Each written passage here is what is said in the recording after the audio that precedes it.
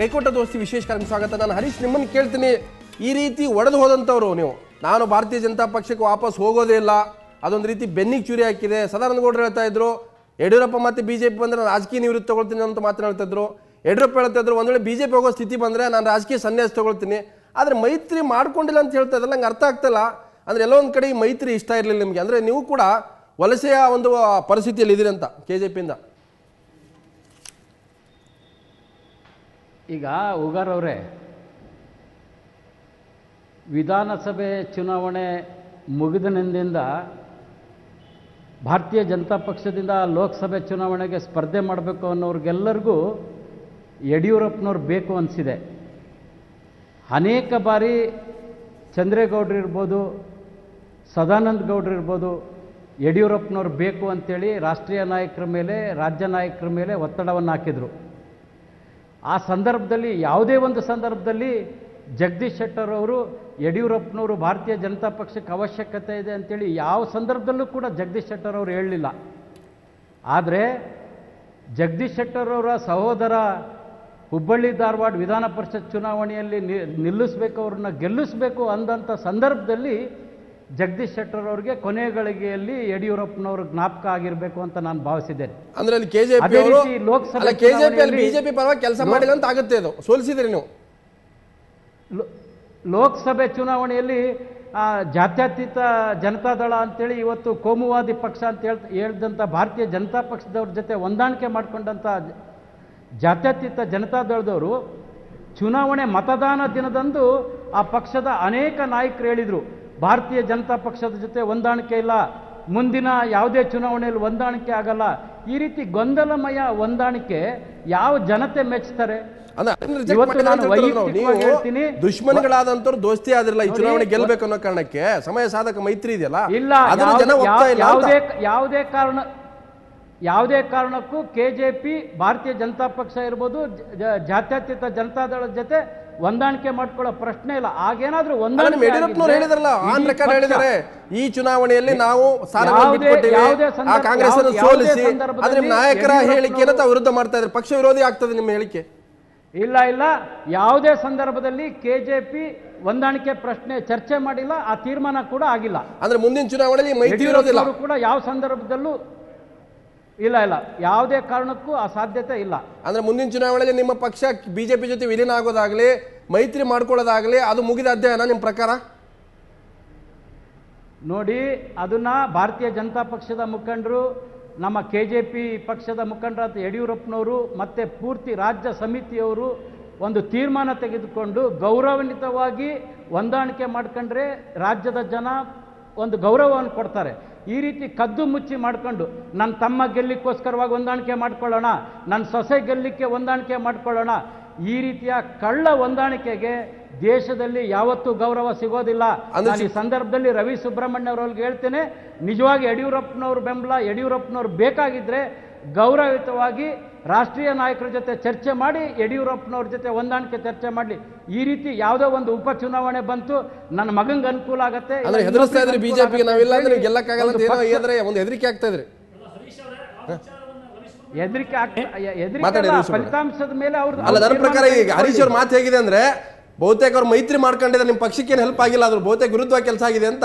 ಹಾವೇರಿ ಇರ್ಬೋದು, ಹುಬ್ಳಿ ಧಾರವಾಡದಲ್ಲಿ ಇರ್ಬೋದು, ಶೆಟ್ಟರ್ ಸೋಲಿಸಿದ್ದಾರೆ. ಆಗಿಲ್ವಲ್ಲ ಉಗಾರ್ ಅವರೇ? ಅಲ್ಲ, ಹೊಂದಾಣಿಕೆ ನಿಮ್ಮ ನಾಯಕರು ಹೇಳಿದಾರಲ್ಲ, ಈ ಚುನಾವಣೆ ಸೀಮಿತ ಆಗಿದೆ ನಮ್ಮ ಹೊಂದಾಣಿಕೆ, ಮುಂದಿನ ನೋಡೋಣ ಅಂತ ಹೇಳಿದ್ದಾರೆ. ಯಾವುದೇ ಸಂದರ್ಭದಲ್ಲಿ ಯಡಿಯೂರಪ್ಪನವರು ಈ ಚುನಾವಣೆ ಹೊಂದಾಣಿಕೆ ಬಗ್ಗೆ ಎಲ್ಲೂ ಹೇಳಿಲ್ಲ.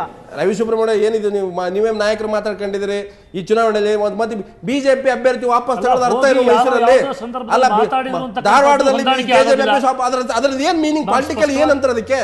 What is the definition of the candidates withdraw? ಹೇಳಿ ಅದನ್ನ ಹೇಳಿ. ಈಗಾಗಲೇ ಹೇಳಿದೆ ನಾನು, ಸ್ಥಳೀಯವಾಗಿರ್ತಕ್ಕಂತಹ ನಾಯಕರುಗಳು ತೀರ್ಮಾನ ಮಾಡಿ ಅವರು ಸ್ಥಳೀಯ ಹೊಂದಾಣಿಕೆಯನ್ನ ಯಾವುದೋ ಮಾಡಿರಬಹುದೇ ಹೊರತು ಭಾರತೀಯ ಜನತಾ ಹೊಂದಾಣಿಕೆ ಅಲ್ಲ. ಭಾರತೀಯ ಅವರು ವಿತ್ಡ್ರಾ ಮಾಡಿರ್ತಕ್ಕಂಥದ್ದು ಭಾರತೀಯ ಜನತಾ ಪಾರ್ಟಿಯ ನಿರ್ಧಾರ ಅಲ್ಲ, ಅದು ಸ್ಥಳೀಯವಾಗಿರ್ತಕ್ಕಂಥ ನಿರ್ಧಾರ ಅದು. ಆದರೆ ಈಗಾಗಲೇ ನಾನು ಹೇಳಿದೆ, ಇವ್ರು ಹೇಳ್ತಾ ಇದ್ರು ಏನೋ ಬಹಳ ದೊಡ್ಡ ಅಂತರದಿಂದ ಅವರು ಗೆದ್ದಿಲ್ಲ, ಸೋಲೆ ನಾವು ಅಕ್ಸೆಪ್ಟ್ ಮಾಡ್ಕೊಂಡಿದ್ದೀವಿ ನಮ್ಮ ಸೋಲನ್ನ. ನನ್ನ ಪ್ರಶ್ನೆ ಇರೋದು,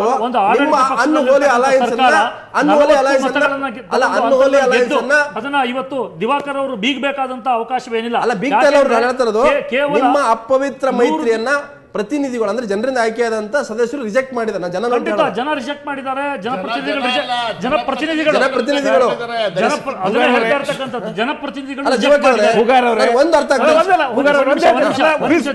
ಸರ್ ಒಂದ್ ಹೇಳ್ತೇನೆ, ನಾವು ರಾಜಕೀಯ ಪಕ್ಷದ ಕಾರ್ಯಕರ್ತರು ಅಥವಾ ಗೆಳೆಯರಾದ ರವಿ ಸುಬ್ರಹ್ಮಣ್ಯ ಹಿರಿಯ ಶಾಸಕರು, ಕರ್ನಾಟಕದ ಅತ್ಯಂತ ಪ್ರಜ್ಞಾವಂತ ವಿಧಾನಸಭಾ ಕ್ಷೇತ್ರದ ಪ್ರತಿನಿಧಿ. ಹರೀಶ್ ಅವರು ಕೂಡ ರಾಜಕೀಯದಲ್ಲಿ ಅನೇಕ ಅನುಭವವನ್ನು ಹೊಂದಿರತಕ್ಕಂಥ ಹಿರಿಯ ಮಿತ್ರರು. ನಾವೆಲ್ಲರೂ ಏನೇ ಚರ್ಚೆ ಮಾಡಿದರೂ ಕೂಡ ಈ ಚರ್ಚೆಯನ್ನು ನೋಡ್ತಾ ಇರತಕ್ಕಂಥ ಸಾರ್ವಜನಿಕರನ್ನು ವಂಚಿಸ್ಲಿಕ್ಕೆ ಸಾಧ್ಯ ಇಲ್ಲ. ಹರೀಶ್ ಅವರು ಭಾಳ ಸ್ಪಷ್ಟವಾಗಿ ಹೇಳಿದರು, ಏನು ಎಲ್ಲಿವರೆಗೆ ಯಡಿಯೂರಪ್ಪನವ್ರಿಗೆ ನೀವು ಗೌರವ ಕೊಡೋದಿಲ್ಲ ಅಲ್ಲಿವರೆಗೆ ಹೊಂದಾಣಿಕೆಯ ಪ್ರಶ್ನೆ ಇಲ್ಲ ಅಂತ. ಬಟ್ ಒಂದಿನ ಅಲ್ಲ, ನೀವು ಸ್ವಲ್ಪ ದಿವಸ ಬಿಜೆಪಿಯಲ್ಲಿ ನಾನು ಹರೀಶ್ ಅವ್ರ ಸ್ಟೇಟ್ಮೆಂಟ್ ಅಲ್ಲಿ ಒಂದು ಬಿಟ್ವೀನ್ ದಿ ಲೈನ್ ನಾನು ನೋಡ್ತೀನಿ. ಅವ್ರೇನು ಹೇಳಿದಾರೆ ಅಂದ್ರೆ ನಾವು ಮೈತ್ರಿ ಮಾಡ್ಕೊಂಡಿಲ್ಲ, ಅಭ್ಯರ್ಥಿ ವಾಪಸ್ ಹೇಳ್ತೀನಿ ಕೇಳಿ. ಹರೀಶ್ ಅವರನ್ನ ನಾವು ಅಭಿನಂದಿಸಬೇಕು. ಬಹಳ ಬಹಿರಂಗವಾಗಿ ಅವ್ರು ಹೇಳಿದ್ರು, ನಾವು ಪಕ್ಷೇತರ ಅಭ್ಯರ್ಥಿ ರಘು ಆಚಾರ್ಯಗೆ ಬೆಂಬಲಿಸಿದ್ದೇವೆ ಎಂಬ ವಿಚಾರನ ಬಹಳ ಬಹಿರಂಗವಾಗಿ. ಮೈತ್ರಿ ಪ್ರಶ್ನೆ ಅಲ್ಲ, ನಾನು ಏನು ಹೇಳಿದ್ರೆ ಈ ಮೈತ್ರಿ ಮತ್ತು ಹೊಂದಾಣಿಕೆಗಳು ಪಕ್ಷದ ಲೆವೆಲ್ ಆಗದೇನೆ ಆಯಾ ಮಟ್ಟದಲ್ಲಿ ಅನುಕೂಲ ಸಿಂಧು ರಾಜಕಾರಣವನ್ನು ಕರ್ನಾಟಕದ ಜನ ಒಂದು ತಿರಸ್ಕಾರ ಮಾಡಿದ್ದಾರೆ. ಇದ್ರ ಜೊತೆಗೆ ಇವರು ಕಾಂಗ್ರೆಸ್ಸನ್ನು ಸೋಲಿಸ್ಲಿಕ್ಕೆ ಯಾವತ್ತೇ ಒಂದು ರಾಜಕೀಯ ಪಕ್ಷ, ಅದಕ್ಕೆ ಯಾವುದೇ ರಾಜಕೀಯ ಪಕ್ಷ ಇರಲಿ, ತನ್ನ ಸ್ವಂತ ಶಕ್ತಿಯ ಮೇಲೆ ಕಾರ್ಯಕ್ರಮದ ಮೇಲೆ ಚುನಾವಣೆಗೆ ಹೋಗ್ಬೇಕಾದ್ರೆ ಸ್ಪಷ್ಟತೆಯೊಡನೆ ಹೋಗಬೇಕು. ಇಲ್ಲ ಯಾರನ್ನೋ ಒಬ್ಬರು ಗೆಲ್ಸಕ್ಕೋಸ್ಕರ ಚುನಾವಣೆ, ಒಂದು ಉಪಚುನಾವಣೆ ಉಪಚುನಾವಣೆಗೆ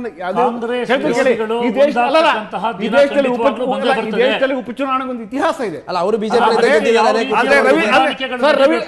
ರವಿ ಸುಬ್ರಹ್ಮಣ್ಯಂ ಅವರಿಗೆ ಪಕ್ಷದ ನಿಲುವು ಅವರು ಸ್ಪಷ್ಟವಾಗಿ ಹೇಳಬೇಕು. ನೀವು ಇಷ್ಟೇ ಹೇಳಿ, ಇವತ್ತು ಲೋಕಸಭೆಗೆ ನೀವು ಒಂದು ರಾಷ್ಟ್ರೀಯ ಪಕ್ಷವಾಗಿ ಒಂದು ಲಾಸ್ಟ್ ಟೈಮ್ ಹಿಂದೆ ಉಪಚುನಾವಣೆಯಾಗಿ ಸ್ವತಃ ಈಶ್ವರಪ್ಪನವ್ರು ನಿಂತು ಕನಕಪುರದಲ್ಲಿ ಡಿಪಾಸಿಟ್ ಕಳ್ಕೊಂಡಿದ್ರು. ಒಂದು ಪಕ್ಷ ಡಿಪಾಸಿಟ್ ಕಳ್ಕೊಳ್ಳಿ, ಏನಾರ ರಾಷ್ಟ್ರೀಯ ಪಕ್ಷ ಯಾಕೆ ಒಂದು ಅಭ್ಯರ್ಥಿಯನ್ನು ಹಾಕ್ಲಿಲ್ಲ? ಆ ಉತ್ತರವನ್ನು ಜನ ಕೊಡಿ. ನಾವೀಗ ಎರಡು ಕಡೆ ನಾನು ಬಹಳ ಸ್ಪಷ್ಟವಾಗಿ ಹೇಳ್ತಾ ಇದ್ದೀವಿ, ಎರಡು ಕಡೆ ನಾವು ಕಂಟೆಸ್ಟ್ ಮಾಡಿದ್ದೀವಿ, ಎರಡು ಕಡೆ ಸೋತಿದ್ವಿ. ಒಂದು ಕಡೆ ಈಗಾಗಲೇ ಕೆಜೆಪಿ ಬಿಟ್ಕೊಟ್ರೆ ನಿಮಿಷ ಕ್ಯಾಂಡಿಡೇಟ್ ಇಲ್ಲ, ಅದನ್ನೇ ನಾನು ಹೇಳ್ತಾ ಇರೋದು. ಕಂಟೆಸ್ಟ್ ಮಾಡಿರ್ತಕ್ಕಂಥದ್ದು ಎರಡು ಕಡೆ. ದಯವಿಟ್ಟು ಅಲೋ ಮೀ ಟು ಸ್ಪೀಕ್, ನಾನು ದಯವಿಟ್ಟು ಮಾತಾಡ್ಲಿಕ್ಕೆ ಅವಕಾಶ ಕೊಡಿ. ಎರಡು ಕಡೆ ಸ್ಪಷ್ಟವಾಗಿ ನಾನು ಹೇಳಿದ್ದೀನಿ, ಎರಡು ಕಡೆ ನಾವು ಅಭ್ಯರ್ಥಿಗಳನ್ನು ಹಾಕಿದ್ದೀವಿ. ಎರಡು ಕಡೆ ನಾವು ಆಗಿರ್ತಕ್ಕಂತಹ ಏನು ಕಡಿಮೆ ಮಂತ್ರದ ಅಂತರಗಳು ಅದು 100ಕ್ಕಿಂತ ಕಡಿಮೆ, ಒಂದರಲ್ಲಿ 40 ಇನ್ನೊಂದರಲ್ಲಿ 80 ಮತಗಳ ಅಂತರದಲ್ಲಿ ನಾವು ಸೋತಿದ್ದೀವಿ. ಕಾರಣ ಇಷ್ಟೇ, ಜನಪ್ರತಿನಿಧಿಗಳು ಯಾರು ಈ ಜನರಿಂದ ಚುನಾಯಿತರಾಗಿ ಬಂದಿರತಕ್ಕಂಥ ಜನಪ್ರತಿನಿಧಿಗಳಿಂದ ನಡೀತಕ್ಕಂಥ ಈ ಚುನಾವಣೆಯಲ್ಲಿ ಅವರು ಅನೇಕ ಕಾರಣಗಳಿರ್ತವೆ. ಅದರಲ್ಲಿ ಮುಖ್ಯವಾಗಿರ್ತಕ್ಕಂಥ ಕಾರಣ ಇವತ್ತು ಆಡಳಿತ ನಡೀತಾ ಇರ್ತಕ್ಕಂಥ ಪಕ್ಷದ ಜೊತೆ ನಾವು ಗುರುತಿಸ್ಕೊಂಡ್ರೆ, ಆ ಅಭ್ಯರ್ಥಿಗಳನ್ನು ನಾವು ಬೆಂಬಲಿಸಿದ್ರೆ ನಮ್ಮ ಕ್ಷೇತ್ರದ ಕೆಲಸ ಕಾರ್ಯಗಳಾಗುತ್ತೆ. ಆದ್ರಿಂದ ನಾವು ಅವ್ರನ್ನ ಬೆಂಬಲಿಸಬೇಕು ಅಂತಕ್ಕಂಥ ದೃಷ್ಟಿಯಿಂದ ಮತ ಕೊಟ್ಟಿದ್ದಾರೆ. ಮೈತ್ರಿಗೆ ಧರ್ಮಕ್ಕೆ ಅವಮಾನ ಅಂತ ನಾನು ಹೇಳ್ತಾ ಇರ್ತಕ್ಕಂಥದ್ದು, ಮೈತ್ರಿ ಮುಂದಿನ ದಿನದಲ್ಲಿ ಆಗ್ತಕ್ಕಂಥ ಸಾಧ್ಯತೆಗಳಿದೆ. ರಾಷ್ಟ್ರೀಯ ಮಟ್ಟದ ನಾಯಕರು ಈಗ ಹರೀಶ್ ಅವರು ಪ್ರಸ್ತಾಪ ಮಾಡಿದಾಗೆ ಸರ್ ಕೆಜೆಪಿ ಚುನಾವಣೆ ಫಲಿತಾಂಶ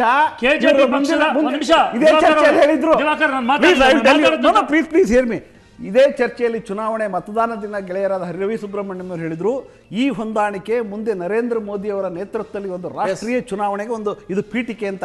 ಇವತ್ತು ಜನ ರಿಜೆಕ್ಟ್ ಮಾಡಿದ್ಮೇಲೆ ನೀವು ಅದನ್ನ ಗೌರವಯುತವಾಗಿ ಒಪ್ಪುಕೊಳ್ಳಿ. ಏನೇ ಹೊಂದಾಣಿಕೆ ಕರ್ನಾಟಕದಲ್ಲಿ ಜನ ಇದು ಸಿದ್ದರಾಮಯ್ಯನವರ ನೇತೃತ್ವದ ಒಂದು ಸರ್ಕಾರದ ಒಳ್ಳೆಯ ಕಾರ್ಯಕ್ರಮಕ್ಕೆ ಕೊಟ್ಟಿರ್ತಕ್ಕಂಥ ಒಂದು ಬೆಂಬಲ ಅಂಬತಕ್ಕಂಥ ಬಹಳ ವಿನಯಪೂರ್ವಕವಾಗಿ